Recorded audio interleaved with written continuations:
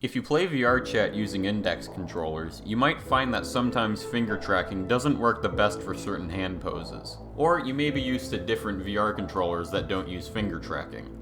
In this video, I'll show you how to edit a 3.0 avatar to disable finger tracking on some or all of your hand poses. To get started, you'll need a custom hand gesture controller. If you don't have one, you can use one provided in the SDK by going to VRC SDK, Examples 3, Animation, Controllers. Here you'll find two example hands layer controllers. The only difference between these two is the idle hand pose. Hands layer 1 has a controller gripping look to it, where hands layer 2 is a more natural resting hand pose. Click on the one that you want to use and press Ctrl D to duplicate it. Then drag it into your assets folder and rename it. Enter the controller.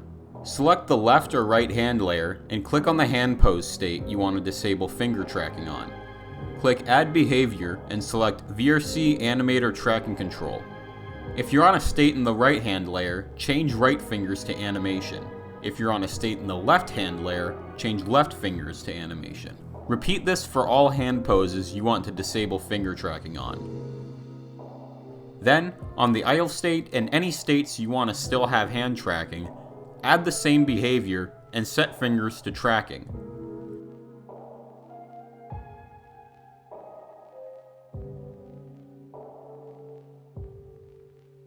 If you want to disable finger tracking entirely, you can just add the animator tracking control behavior to the layers themselves.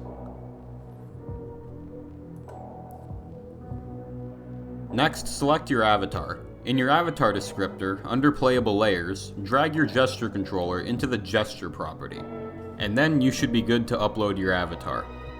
Your avatar should now ignore finger tracking on any gestures you applied animator tracking control to.